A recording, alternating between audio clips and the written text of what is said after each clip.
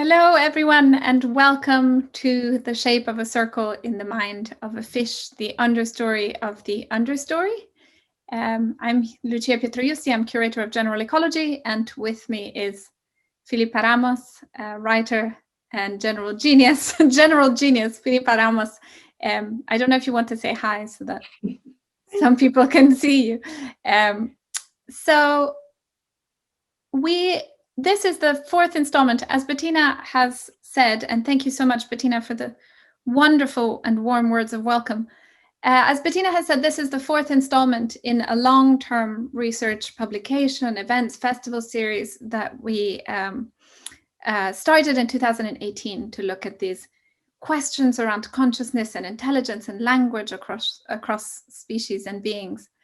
And it was kind of the founding event in the development of the General Ecology Project, which has been a little bit maybe quiet for a little while, but just to give like the fastest introduction of what the General Ecology Project is at the Serpentine, it was an attempt, it's now a few years old, and it was an attempt to kind of embed ecological principles, concerns, work, and research through both the programming that we planned for through kind of live events and activations and activities and the infrastructure and the systems that we used to do that work. So something about ecology through ecology in some way.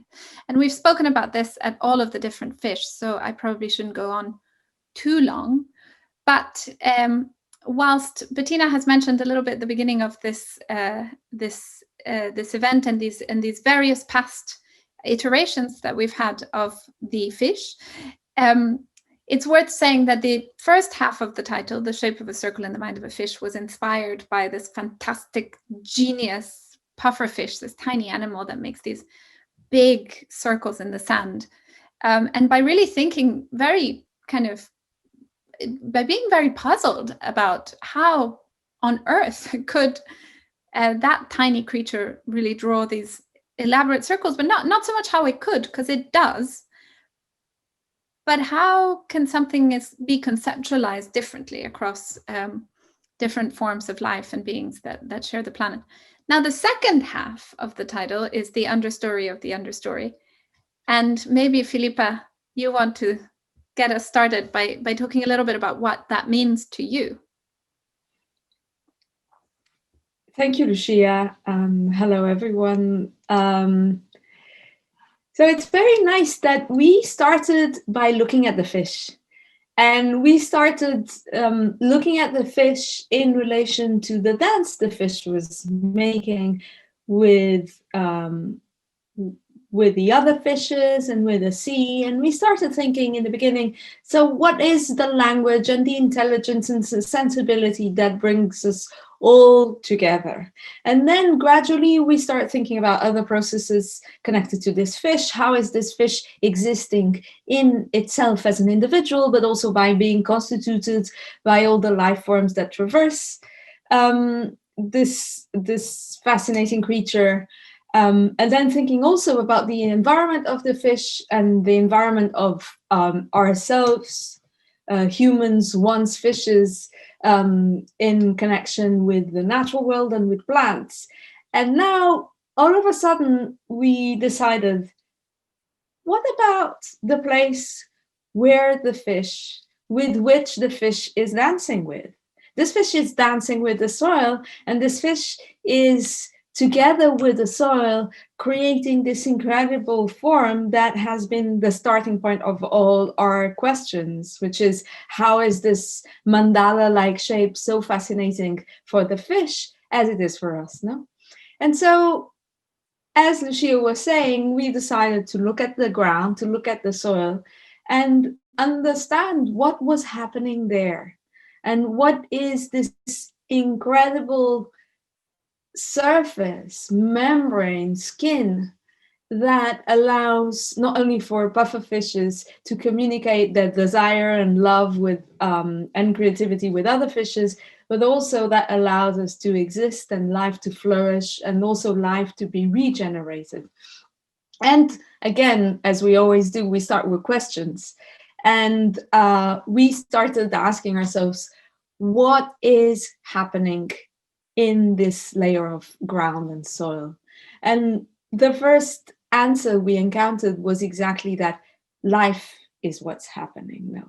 And life is what's happening in this understory. So for each story, for each words and narratives and accounts and memories and histories that we have, there is this layer that allows them to ferment, to multiply, to incubate themselves, and to start emerging. No?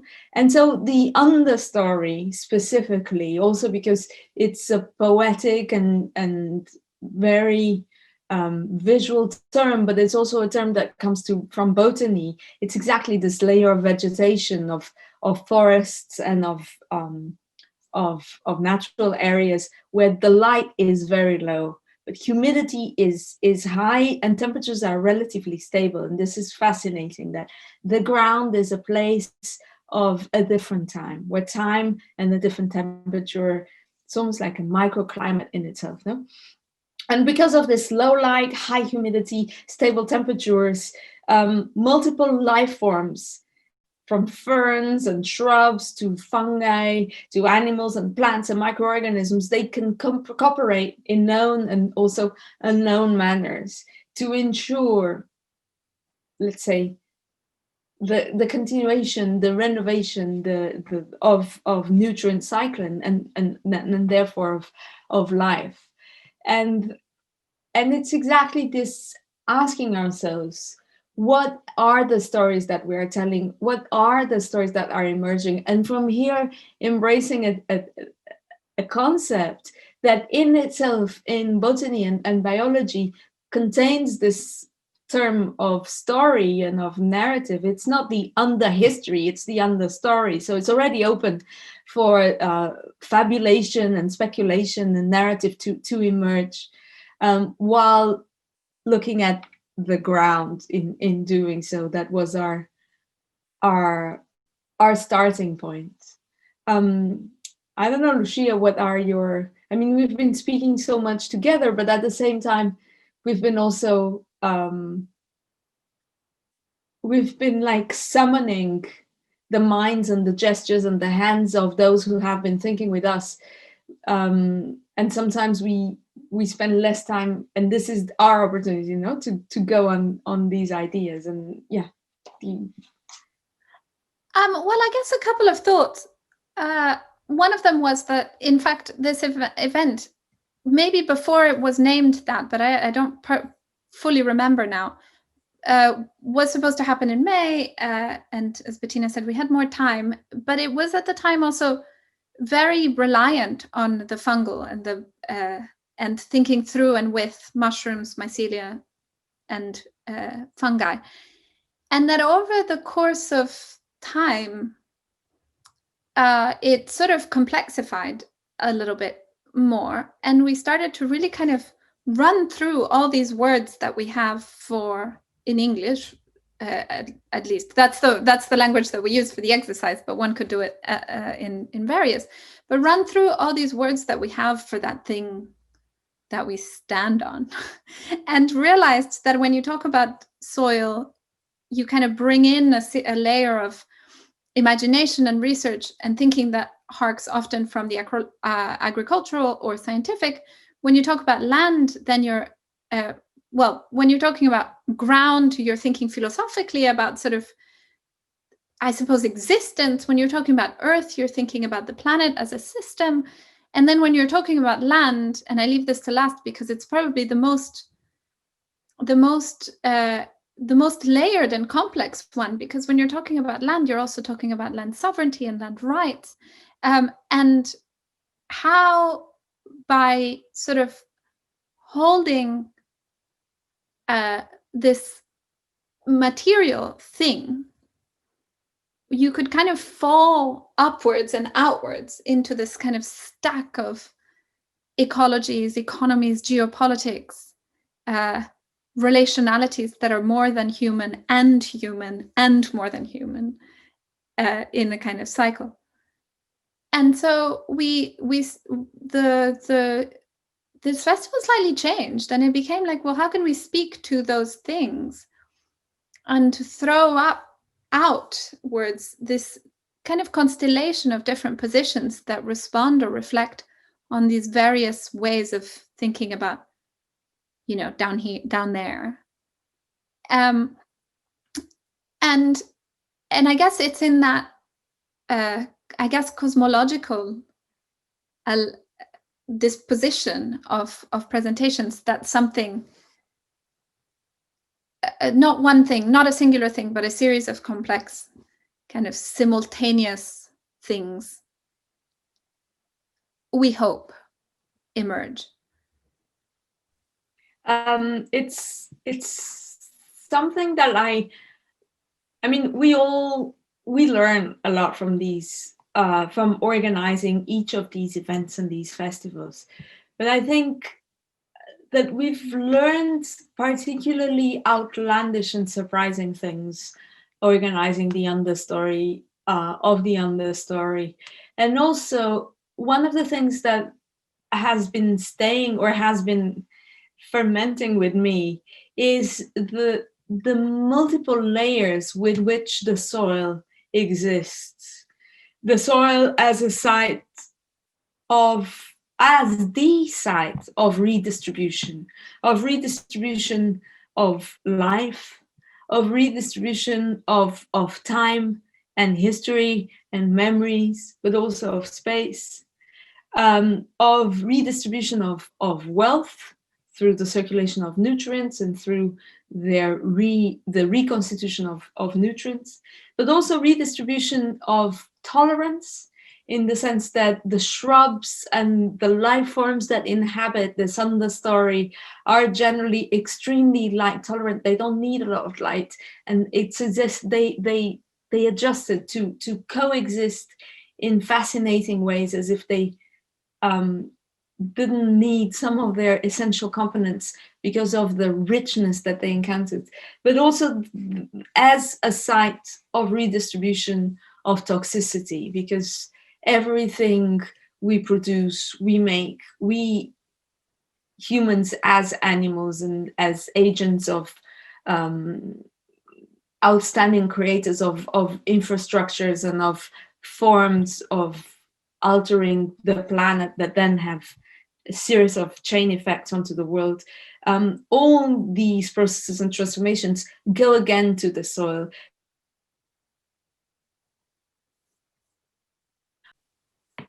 All our gestures are brought back and are re-elaborated and transformed and redistributed in its wealth, in its richness. So it's a site of celebration, but also a site of mourning at the same time. And we see how these two elements, the concrete, humid land relationship and the utmost spiritual form of understanding a transition to another state, are embedded into one another.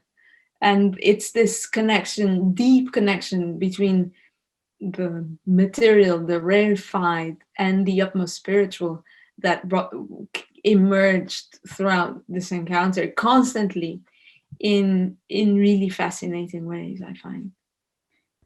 So whilst most of this event has been produced and prepared for you today, hopefully in the interest of technical functionality and also just editorial consistency, we also have invited our participants to join us back online following the event with us and responding to any questions that you might have by using the hashtag understory on Twitter.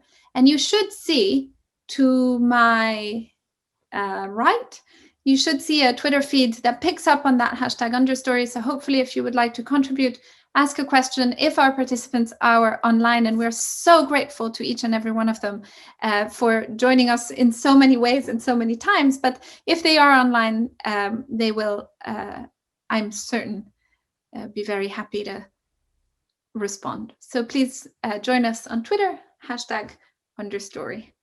Okay, so a word of thank you to everyone that participated in making this happen. Of course, our family, General Ecology family, Holly Shuttleworth and Kostas Stasinopoulos, who are really,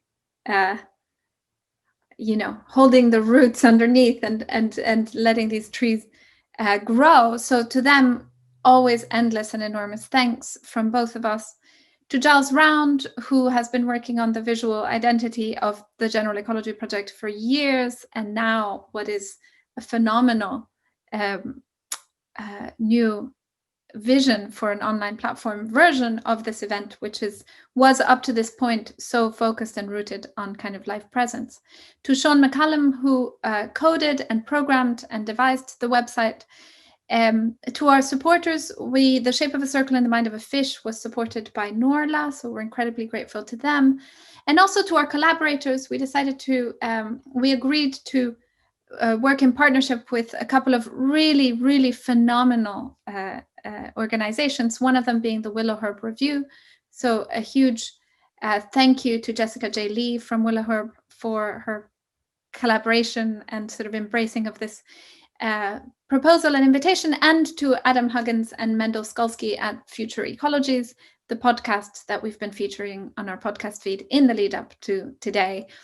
And we cannot recommend it enough. Subscribe right now.